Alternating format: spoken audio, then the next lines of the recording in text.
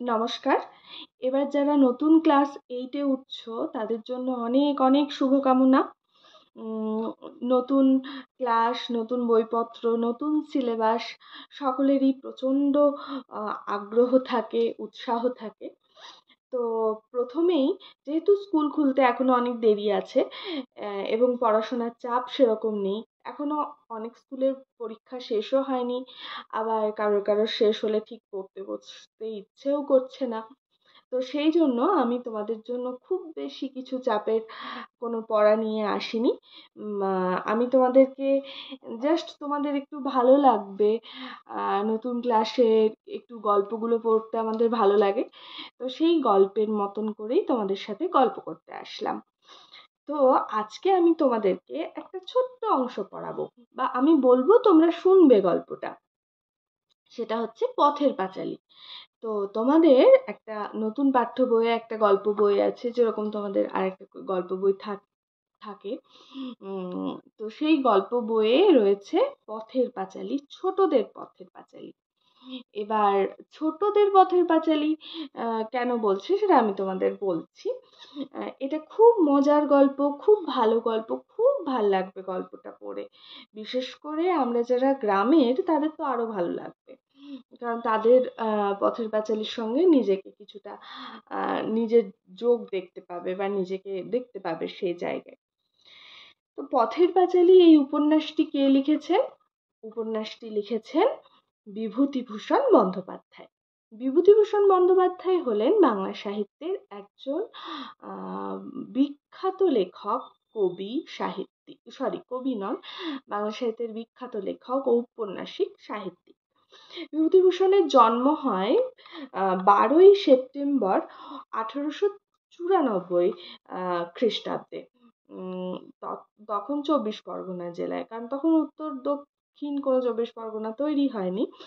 এবং তিনি মারা যান 1লা নভেম্বর 1950 খ্রিস্টাব্দে ঘাটশিলায়। ঘাটশিলায় বিভূতিভূষণের মানে যে বাড়িতে থাকতেন সেই বাড়িকে পরবর্তীকালে সংরক্ষণ করে রাখা হয়। খুব সুন্দর জায়গাটি।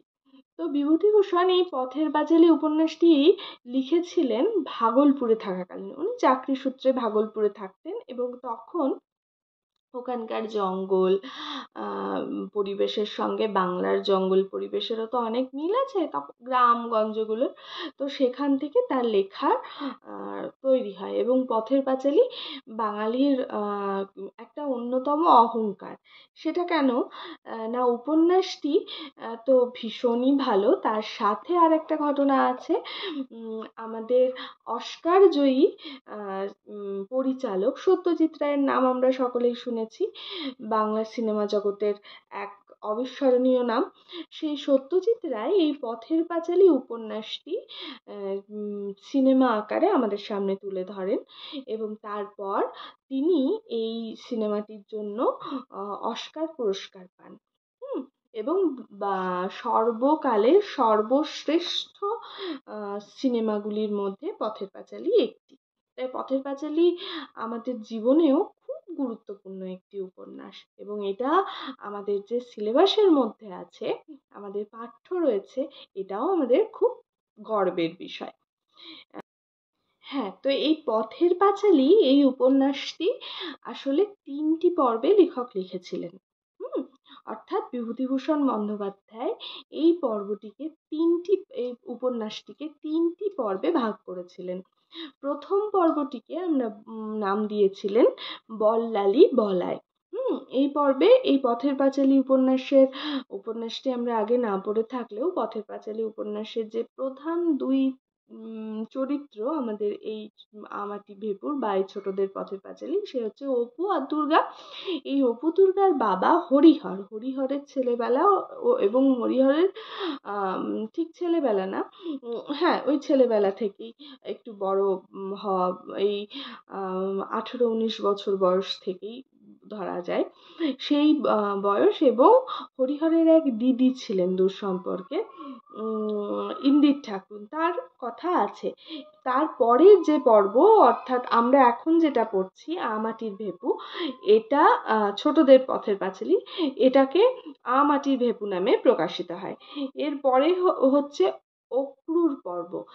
এটিতে এই হরিহরের মৃত্যু বর্ণনা করা আছে। তো এই হচ্ছে পথের পাঁচালীর 3টি পর্ব। তো এই 3টি পর্বের মধ্যে মাঝের যে পর্ব, অর্থাৎ আমাটির ভেপু, এই আমাটির ভেপুটি আমাদের হচ্ছে পাঠ্য। সেই পাঠ্যের নাম আমাদের সুবিধার্থে লিখেছেন ছোটদের পথের পাঁচালী। আসলে এই ছোটদের পথের পাঁচালীর অপর নামই হচ্ছে আমাটির ভেপু, যেটা সিবিএসসি বইয়ে আমাটির ভেপু নাম দিয়েই তারা পড়ায়। তো মানে পড়ান। তো এই আমাটির ভেপুর প্রথম পর্ব বা ছোটদের পথের পাঁচালীর আজকে আমি প্রথম পর্ব তোমাদের কাছে একটু পড়ে শোনাবো। মাঘ মাসের শেষ, শীত বেশ আছে। দুই পাশে ঝোপে ঝোপে ঘেরা সরু মাটির পথ বাহিয়া নিশ্চিন্দিপুরের কয়েকজন লোক সরস্বতী পূজার বৈকালে গ্রামের বাহিরের মাঠে নীলকণ্ঠ পাখি দেখিতে যাইতেছিল। দূরের একজন বলিল, ওহে হরি, ভূষণগোয়ালার তরুণ কলা বাগানটা তোমরা কি ফের জমা দিয়েছ নাকি? হরিহর সাই সূচক কিছু বলিতে গিয়া পিছন ফিরিয়া বলিল, ছেলেটা আবার কোথায় গেল? ওহ খোকা, খোকা! তো মাঘ মাসের শেষে হরিহর কয়েকজনের সঙ্গে তার ছেলেকে নিয়ে নীলকণ্ঠ পাখি দেখতে যাচ্ছে। একটু জঙ্গলের মতন জায়গা, সেখানে ছোট্ট সুন্দর দেখতে নীল পাখি দেখতে যাচ্ছে। তো এই মাঘ মাসের শীতে, পৌষ মাঘ শীতকাল, তো মাঘ মাসের মাঘ মাস শেষ হতে চলেছে, তবুও শীতটা বেশ আছে, অর্থাৎ বেশ ঠান্ডা আছে বিকেলের দিকে। তো দুই পাশে সরু ঝোপ, নিশ্চিন্তিপুর গ্রাম, যে গ্রামে এই হরিহর তার দুই ছেলে মেয়ে অপু দুর্গা এবং সর্বজয়া স্ত্রীর সঙ্গে বসবাস করেন। কি বলছে যে বিকেল বেলা নীলকণ্ঠ পাখি দেখতে তিনি ছেলেকে নিয়ে আরো কয়েকজনের সঙ্গে বেরিয়েছেন। তার মধ্যে একজন, তার দলের একজন বলছেন যে, ওহে হরি, অর্থাৎ হরিহরের ছোট করে নামটা ডাকছেন, যে হরি, ভূষ্ণ গোয়াল আর দরুন কলা বাগানটা তোমরা কি ফের জমা দিয়েছো? জমা দিয়েছো মানে কি বলতো? বন্ধক দেওয়া। অর্থাৎ হরিহরের আর্থিক অবস্থা খুব একটা ভালো ছিল না। তো সেই ক্ষেত্রে হরিহরকে অনেক কিছুই মাঝে মধ্যে বন্ধক রেখে টাকা নিয়ে আসতে হতো, তারপর টাকা জোগাড় করে সেই বন্ধকি জিনিস ছাড়ানো হতো। তো এটা গ্রামের অনেকেরই রেওয়াজ ছিল। গ্রামে যারা একটু নিম্ন মধ্যবিত্ত গরিব মানুষ, তাদের ক্ষেত্রে এটা হামেশাই ঘটতো, হরিহরের ক্ষেত্রেও এটা ঘটে। তো হরিহর সায় সূচক, অর্থাৎ সে কলা বাগানটা আবার ফের মানে আবার জমা দিয়েছে।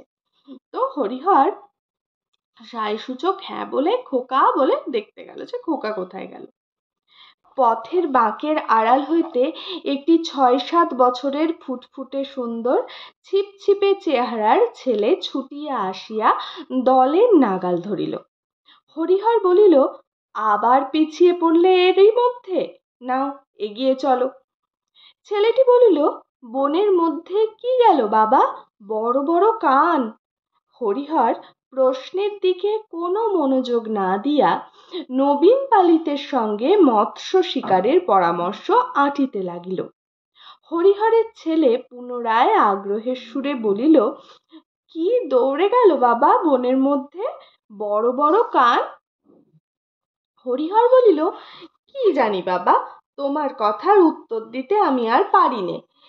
সেই বেরিয়ে অবধি শুধু করেছ এটা কি, সেই বেরিয়ে অবধি শুরু করেছ এটা কি ওটা কি, কি গেল বনের মধ্যে তা আমি কি দেখেছি?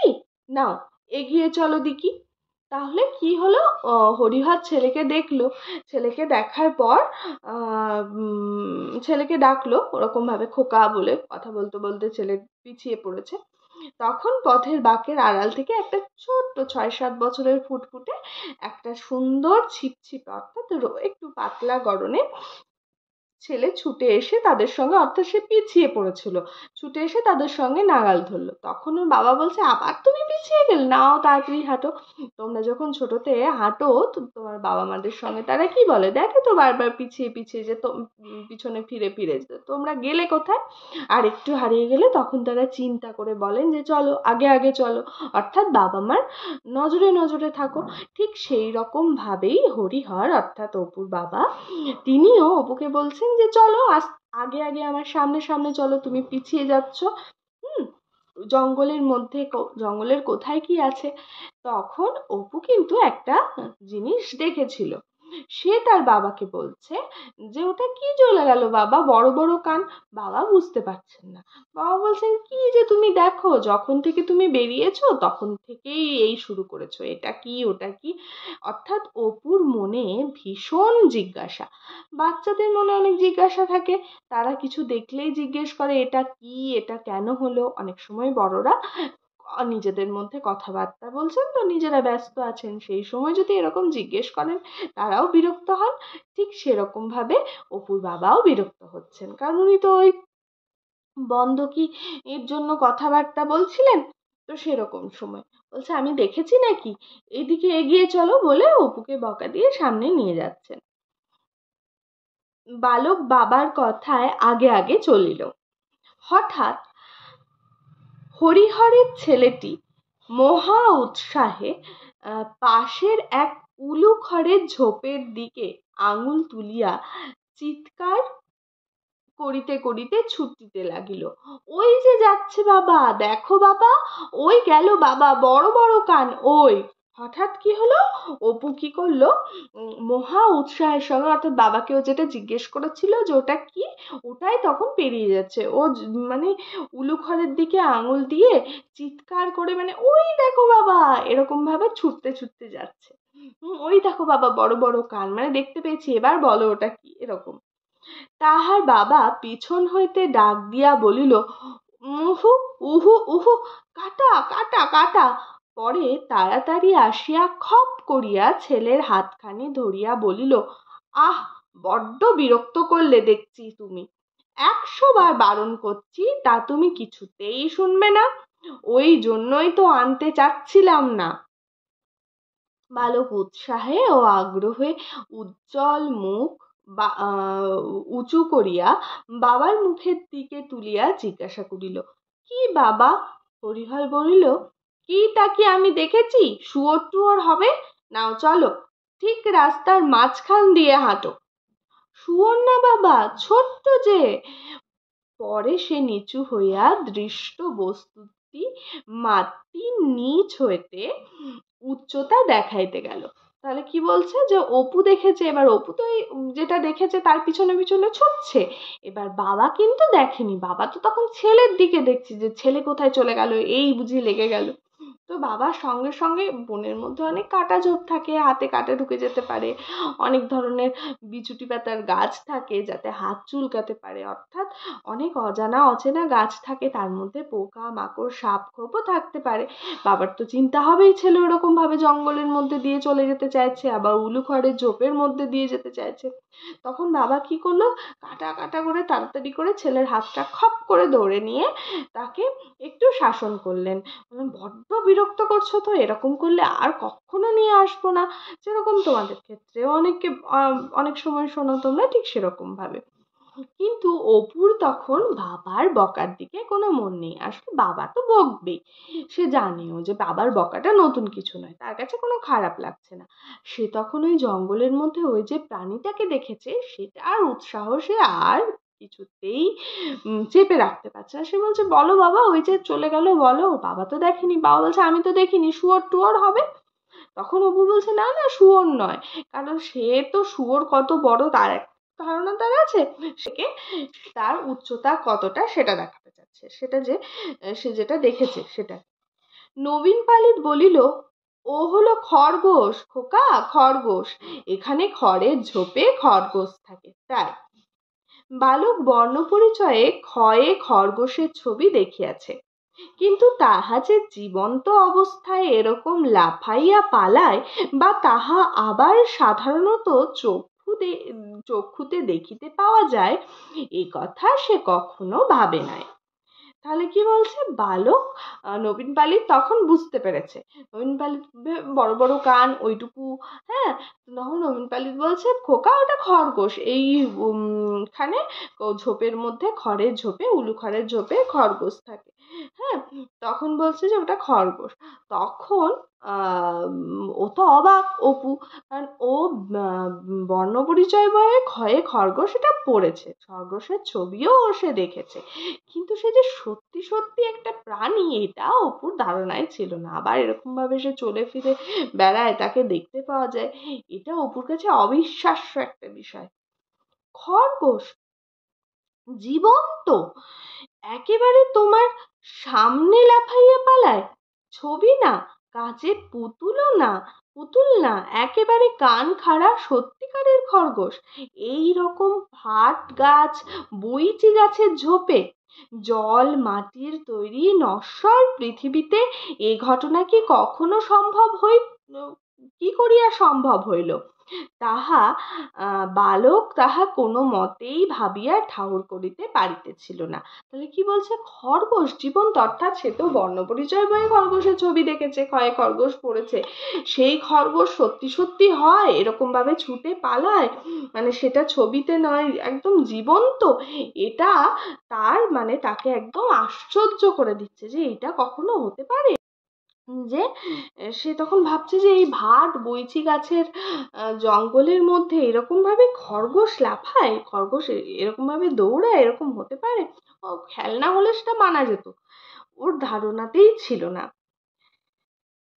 সকলে বনে ঘেরা সরু পথ ছাড়াইয়া মাঠে পড়িল। নদীর ধারে বাবলা ও জিয়ল গাছের আড়ালে একটি বড় ইটের পাঁজার মতো জিনিস নজরে পড়ে। ওটা পুরনো কালের নীলকুঠির জাল ঘরের ভগ্নাবশেষ। কি বলছে, সকলে বন পেরিয়ে, জঙ্গল পেরিয়ে একটা সরু রাস্তা তাকে ছেড়ে মাঠের মধ্যে পড়লো। সেখানে একটা পুরনো, অনেক দিনের পুরনো একটা ধ্বংসস্তূপ, অর্থাৎ একটা বাড়ির ধ্বংসস্তূপ, ইট দিয়ে তৈরি বাড়িটা। সেটা কি, অনেক আগে নীলকুঠি, আমরা নীল চাষ শুনেছি, আমাদের ব্রিটিশরা আমাদের দেশে যখন নীল চাষ শুরু করে, প্রচণ্ড অত্যাচার করে আমাদের দেশের চাষিদেরকে নীল চাষ করাতো। তো সেই নীলগুলো চাষ করে যে ঘরে রাখা হতো, সেই ঘরকে বলা হতো জাল ঘর। তো সেই জাল ঘরের ভগ্নাবশেষ, নীলঘর সাহেবও চলে গেছে, কুঠির আর কোনো কাজ নেই, তো সেটা ভগ্নাবশেষ হয়ে গেছে, মানে ধ্বংস প্রায় এরকম অবস্থায় পড়ে আছে, পরিত্যক্ত অবস্থায়। মাঠের ঝোপঝাড়গুলা উলুখড়, বনকলমি, শোঁদাল ও কুলগাছে ভরা। কলমিলতা সারা ঝোপগুলার মাথা বড় বড় সবুজ পাতা বিছাইয়া ঢাকিয়া দিয়াছে। ভেতরে স্নিগ্ধ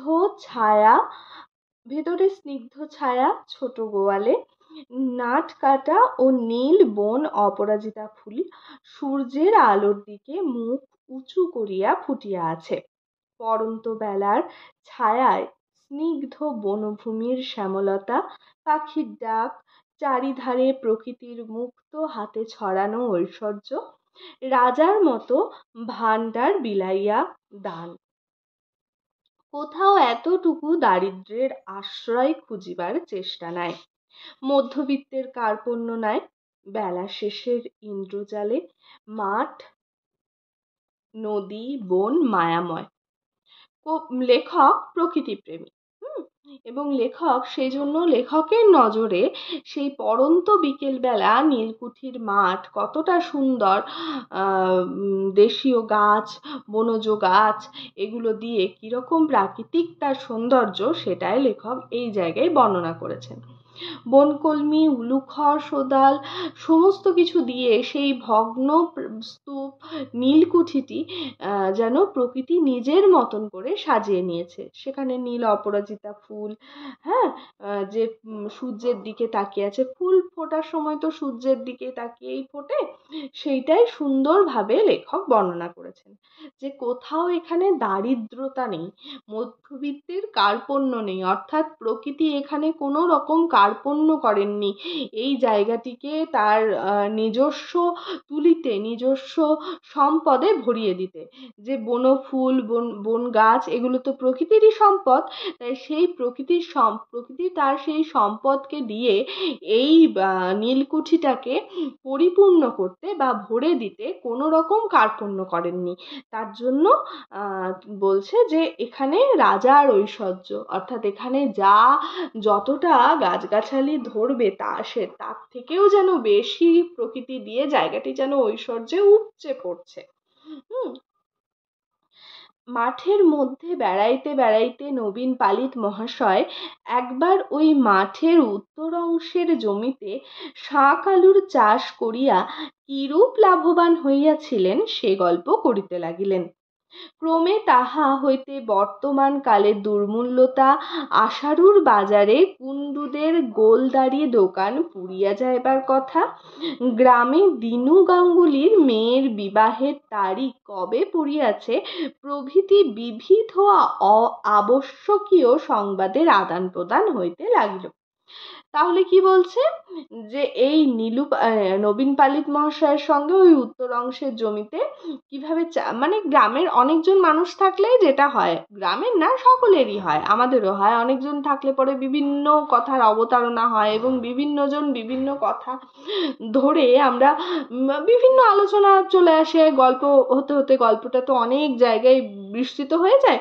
ঠিক সেরকম ভাবেও এদেরও সেরকমই হচ্ছে, কোনো একটি জায়গায় বা একটি আলোচনায় সেটা মানে বদ্ধ থাকছে না। এটা তো মিটিং নয়, অফিসিয়াল কোনো মিটিং হলে পরে যে বিষয়ে আমার মিটিং হচ্ছে সেই বিষয়টা নিয়েই শুধু আলোচনা হবে। কিন্তু আমরা যখন গল্প করি তখন কি করি, তখন বিভিন্ন বিষয় নিয়ে আমরা কথা বলি এবং একটা গল্পের যেখান থেকে শুরু হয় আমাদের আলোচনা, সেই গল্পটা থেকে, সেই আলোচনা থেকে দেখি যে পরে যখন গল্প মানে আমরা সেই আড্ডা থেকে সরে আসছি তখন সেই প্রথম যেটা দিয়ে কথা শুরু হয়েছিল তার সঙ্গে শেষের কথার কোনো মিলই থাকে না, তাই না? তো এক্ষেত্রেও তাই হয়েছে। এই শুরু হয়েছিল নবীন পালিত মহাশয় এই কুঠির মাঠের উত্তরাংশে শাক আলু চাষ করেছিলেন এবং কিভাবে লাভ করেছিলেন সেই গল্প তিনি শোনাচ্ছিলেন। সেই গল্প থেকে আস্তে আস্তে তখনকার দুর্মূল্যতা, এটা দেখবে আমাদের প্রত্যেকের জীবনেই আমরা দেখি যে যারা আগে ছিল, দেখবে অনেক বড়দের কাছে আমরা শুনতে পাই, তোমরা শুনবে যে আগে জিনিসের দাম কত অল্প ছিল, তারপরে এখন জিনিস আর কেনা যাচ্ছে না, কি দাম হয়ে যাচ্ছে, এইটাকে বলে দুর্মূল্যতা, অর্থাৎ জিনিস এত দামি হয়ে যাচ্ছে, দুর্মূল্য হয়ে যাচ্ছে। এটা প্রত্যেক যুগেই এই কথাটা বর্তমান। আমরা যখন তোমাদের মতো ছিলাম আমরাও আমাদের বড়দের কাছ থেকে শুনতাম যে বাজার দুর্মূল্য, বাজারে কিছু কেনা যাচ্ছে না, তাই বাজার দুর্মূল্যই হয়। আগেরকার বাজারের থেকে বর্তমান যখনই সময় এগোয় তত জিনিস যেন দুর্মূল্য হতে থাকে। তো সেই কথাই তারা বলছেন যে এখনকার বাজারে দুর্মূল্যতা, তারা সেটা আশারুর বাজার, এখানে একটা কথা হচ্ছে আশারুর বাজার হচ্ছে একটি জায়গার নাম, যেখানে বাজার বসে, আশারু বলে একটি জায়গা যেখানে তাদের বাজার বসে। তো এই আশারু বাজারে কুণ্ডুদের দোকান পুড়ে যাওয়া, বিভিন্ন আলোচনা, দিনু গাঙ্গুলির মেয়ের বিয়ে কবে হবে, এরকম হয়। এই কথাবার্তার মধ্যে হরিহরের ছেলে বলিল, নীলকণ্ঠ পাখি কই বাবা? এই দেখো এখন বাবলা গাছে এক্ষুনি এসে বসবে। সে তো নীলকণ্ঠ পাখি দেখতে এসেছে, নীলকণ্ঠ পাখি সে আর দেখতে পাচ্ছে না, আর বাচ্চা মানুষ, তার আর ধৈর্য নেই, তার আর ভালো লাগছে না, সে আর ধৈর্য ধরে বসে থাকতে পারছে না। সে বাবাকে জিজ্ঞেস করছে যে নীলকণ্ঠ পাখি কোথায় বাবা? বাবা বলছে এই তো চলে আসবে, দেখো বাবলা গাছে এসে এই মাত্র বসবে। হুম বালক মুখ উঁচু করিয়া নিকটবর্তী সমুদয় বাবলা গাছের মাথার দিকে চাহিয়া দেখিতে লাগিল। মাঠের ইতস্তত নিচু নিচু কুল গাছে অনেক কুল পাকিয়া আছে, মাঘ মাসের শেষ, অর্থাৎ কুল তো পাকবেই। বালক অবাক হইয়া লুব্ধ দৃষ্টিতে সেদিকে চাহিয়া চাহিয়া দেখিল। কয়েকবার কুল পাড়িতে গিয়া বাবার বকুনিতে তাহাকে নিবৃত হইতে হইল। এত ছোট গাছে কুল হয়? তাহাদের পাড়ায় যে কুল গাছ আছে তাহা খুব উঁচু বলিয়া ইচ্ছা থাকিলেও সে সুবিধে করিতে পারে না। ভারী আকুশিটা দুই হাতে আকড়াইয়া ধরিয়াও তুলিতে পারে না। কুপথ্যের জিনিস লুকাইয়া খাওয়া কষ্টসাধ্য হইয়া পড়ে, এ সে টের পায়। কি বলছে? যে ও বাবলা গাছ দেখছে, তার পাশে ছোট ছোট কুল গাছ দেখছে। আমরা যে গ্রামে যে কুল গাছ দেখি, সেই কুল গাছের দেখি গুড়ি আছে, মোটা গুড়ি, অনেক বড় গাছ হয়। কিন্তু জঙ্গলে যে কুল গাছ হয়, জংলা কুল হয় একটা, সেটা হয় না, ছোট ছোট গাছ হয়। ছোট ছোট গাছ, একদম কুল প্রচুর হয় এবং সেই কুলের ভারে গাছ নুয়ে পড়ছে। অপুও সেরকম গাছ দেখছে, আর সে অবাক হয়ে যাচ্ছে যে কুল গাছ এত ছোট হয়, তাও আবার এত কুল ধরে নুয়ে পড়ছে। তো তাদের যে গ্রামের কুল গাছ, সেই কুল গাছ তো এত হয় না। সেই কুল গাছ তো ভীষণ মানে উঁচুতে থাকে কুলগুলো, যেগুলো অপু হাতে পায় না। এমনকি আকুশিটা দিয়ে ধরলেও সে তুলতে পারে না। আকুশিটা তো ভীষণ ভারী আকুশি, সে দু হাতে ধরে তুলতেও পারে না, আকুশি দিয়ে কুল পাড়তেও পারে না, সে আর কুল খেতে পারে না। হরিহর বলিল, আর কুপথ্যের জিনিস কেন? কষো কষো কুল খেলে পরে কি হয়? কাশি হয়, হ্যাঁ, শরীর খারাপ করে। তো মানুষ অনেকে কুল বেশি খাস না, শরীর খারাপ করবে, এরকম বলে, তাই সেটাকে বলছে কুপথ্য। হরিহর বলিল, কুঠি কুঠি বলছিলে? ওই দেখো খোকা, সাহেবদের কুঠি দেখেছ? নদীর ধারে অনেকটা জুড়িয়া সেকালের কুঠিটা প্রাগৈতিহাসিক যুগের অতিকায় হিংস্র জন্তুর কঙ্কালের মতো পড়িয়াছিল। তাহলে নদীর ধারে দেখছে যে প্রাগৈতিহাসিক যুগ মানে বহু যুগ আগে, কত আগে সেটা যেন ওরাও জানে না। ঐতিহাসিক যুগের আগে কোনো ঘটনাকে বলা হয় প্রাগৈতিহাসিক যুগ। তো এই প্রাগৈতিহাসিক যুগ বলতে এখানে বহুদিন আগের এটা বোঝাতে চাইছে। তো সেই অত আগের যে পুঁথি, সেটা একটা বিশাল জন্তুর কঙ্কালের মতন পড়িয়া আছে। তো অপুর বাবা বলছে, হরিহর বলল ছেলেকে যে দেখো খোকা, সাহেবদের কুঠি, ওই নীলকর সাহেবদের কুঠি। বালক অবাক হইয়া চারিদিকে চাহিয়া চাহিয়া দেখিতেছিল। তাহার 6 বৎসরের জীবনে এই প্রথম সে বাড়ি হইতে এত দূরে আসিয়াছে। এতদিন নেড়াদের বাড়ি, নিজেদের বাড়ির সামনেটা, বড়জোর রানু দিদিদের বাড়ি, ইহাই ছিল তাহার জগতের সীমা। কেবল একদিন তাহাদের পাড়ার ঘাটে মায়ের সঙ্গে স্নান করিতে আসিয়া সে স্নানের ঘাট হইতে আবছায়া দেখিতে পাওয়া কুঠির ভাঙা জাল ঘরটার দিকে চাহিয়া চাহিয়া থাকিত। আঙুল দিয়া দেখাইয়া বলিত, মা, ওদিকে কি সেই কুঠি?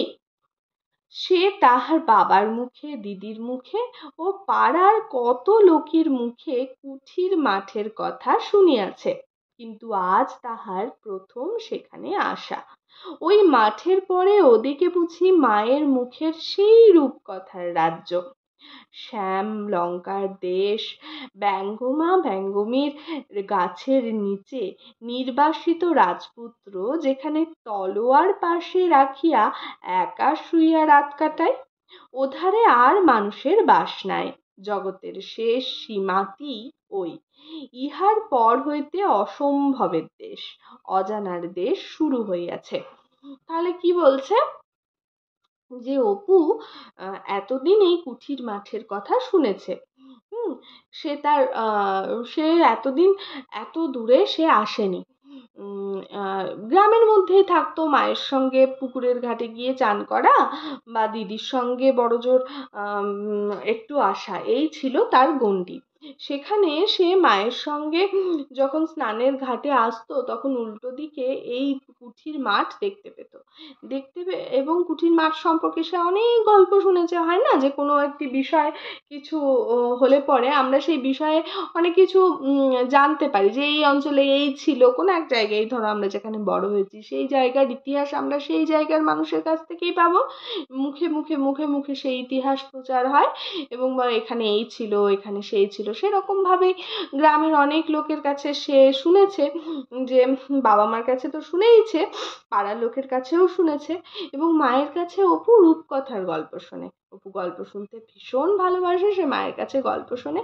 তার মনে হতো যে ওই কুঠির, সে যে স্নান করতে এসে উল্টো দিকে কুঠির মাঠ দেখতো, তারপরে আরো দূরে যেখানে তার চোখ পৌঁছতো না, সে মনে করতো সেইখান থেকেই সেই রূপকথার জগৎ শুরু।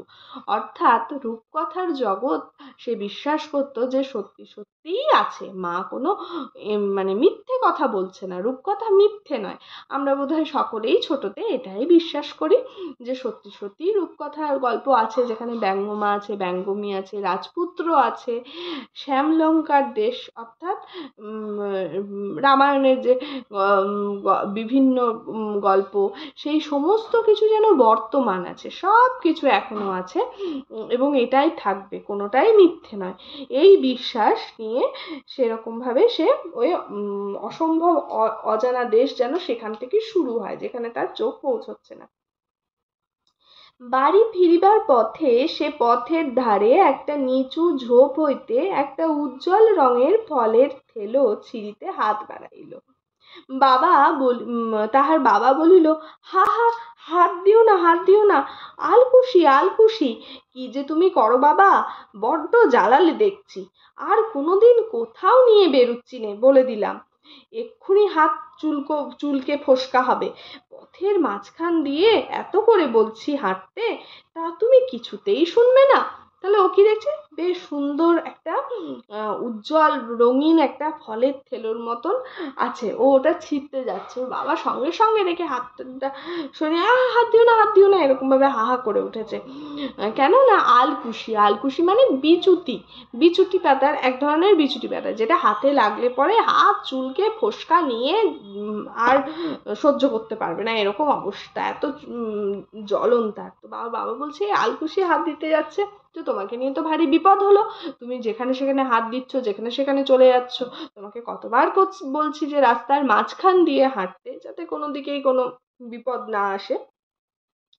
হাত চুলকোবে কেন বাবা, ও তো জিজ্ঞাসা করছে কেন হাত চুলকোবে বাবা, ও তো জানে না যে এটা কি। হাত চুলকোবে, বিষ বিষ, আলকুশিতে কি হাত দেয় বাবা, শুঁয়ো ফুটে রি রি করে জ্বলবে এক্ষুনি, তখন তুমি চিৎকার শুরু করবে। কি বলছে, আলকুশিতে কি, বাবা বাবার মতন বোঝাচ্ছে। মায়ের যেমন আরেকটু বেশি করে বোঝায়, সবাই তো, সবার বোঝানো তো সমান না, বাবা সেরকম ভাবে বলছে, আরে আলকুশি হাত চুলকে চুলকে তুমি তখন মানে চিৎকার করবে, কষ্ট সহ্য করতে পারবে না, ওটাতে শুঁয়ো থাকে, ওই যে আমরা বলি না যে এই শুঁয়োপোকার যে শুঁয়োগুলো থাকে, আলকুশিতে আমরা বলি সেই সেই শুঁয়োগুলো, অর্থাৎ যেটা হাতের মধ্যে ঢুকে গিয়ে, চামড়ার মধ্যে ঢুকে গিয়ে আমাদের ইরিটেশনটা তৈরি করে, সেইটাকে বলছে, যে অনেকে বলে রোঁয়া, অনেকে বলে শুঁয়ো। গ্রামের মধ্য দিয়ে হরিহর ছেলেকে সঙ্গে করিয়া খিড়কির দৌড় দিয়া বাড়ি ঢুকিল। সর্বজয়া খিড়কির দৌড় খোলার শব্দে বাহিরে আসিয়া বলিল, এই এত রাত হলো, তা ওকে নিয়ে গিয়েছ না একটা দোলাই গায়ে না কিছু, না একটা দোলাই গায়ে না কিছু। কি বলছে, খিড়কির দৌড়, আমরা গ্রামের বাড়িতে দুটো দরজা দেখি, একটা হচ্ছে খিড়কির দৌড়, আর একটা হচ্ছে সদর দরজা। সদর দরজা মানে যেটা দিয়ে বাইরের লোকজন আসে, বাড়ির লোকও আসা যাওয়া করে। আরেকটা হচ্ছে খিড়কির দৌড়। খিড়কির দৌড় কনসেপ্টটা কিরকম, গ্রামের দিকে রান্নাঘরের পাশে একটা ছোট দরজা রাখা হতো, যে রান্না করে রান্নার বাসন টাসন ওই দরজা দিয়ে নিয়ে গিয়ে উল্টো দিকে ঘাট থাকবে, সেই ঘাটে ধোয়া টোয়া হবে। বাড়ির মহিলারা সেই সদর দরজা দিয়ে বাইরের লোকজন আনাগোনা করে, একটা ছোট দরজা খিড়কির দরজা করা হতো, যা বাড়ির মহিলারা সেই পুকুর ঘাটে স্নান করে সেই দরজা দিয়ে ঢুকবে, মহিলাদের যাওয়া আসার জন্যই বেশি ছিল খিড়কির দরজা। তো হরিহর সেই খিড়কির দরজা দিয়ে ছেলেকে নিয়ে যখন ঢুকছে, তখন তার স্ত্রী সর্বজয়া বলছেন যে এত রাত হলো যে ওকে নিয়ে গিয়েছো, অর্থাৎ বাচ্চাকে নিয়ে গিয়েছো শীতের দিন, বিকেলবেলা সন্ধে হয়ে আসছে, না গায়ে একটা কিছু দোলায়, মানে গায়ে একটা কিছু জড়ায় না কিছু, শীতের বস্ত্র। হরিহর বলিল, আহ, নিয়ে গিয়ে যা বিরক্ত, এদিকে যায় ওদিকে যায়, সামলে রাখতে পারি নে, আলকুশির ফল ধরে টানতে যায়। পরে ছেলের দিকে তাকিয়ে চাহিয়া বলিল, কুঠির মাঠ দেখবো, কুঠির মাঠ দেখবো, কেমন হলো তো কুঠির মাঠ দেখা? তখন কি বলছেন হরিহর, তখন সর্বজয়া যখন তাকে বলছেন যে একটা কিছু গায়ে দিয়ে যায়নি, এত শীত করছে, তখন হরিহর বলছে, আর নিয়ে যায়, বাপরে জ্বালাচ্ছে, মানে ছেলে এত বিরক্ত করছে, বিরক্ত করে পুরো শেষ, এখানে চলে যাচ্ছে ওখানে চলে যাচ্ছে, আলকুশিতে হাত দিচ্ছে, আলকুশির ফলে। তো সে সর্বজয়ার কাছে ছেলের নামে কমপ্লেন করে এবং ছেলেকে তারপরে বলে, কুঠির মাঠ দেখবো দেখবো করছিলে, দেখা হয়েছে তো। এই পর্বটির নামও কিন্তু কুঠির মাঠ। যাই হোক, তো আজকে আমি 1 নম্বর পরিচ্ছেদটা, 1 নম্বর পর্বটা পড়ালাম, পথের পাঁচালী। হ্যাঁ, এরপরে পথের পাঁচালী থেকে এ থেকে আমি কয়েকটা ছোট প্রশ্ন তোমাদেরকে দেব, এবং তোমরা সেই ছোট প্রশ্নগুলো দেখবে কেমন মনে থাকছে। আজকের মতো এইটুকুই ক্লাস, টাটা।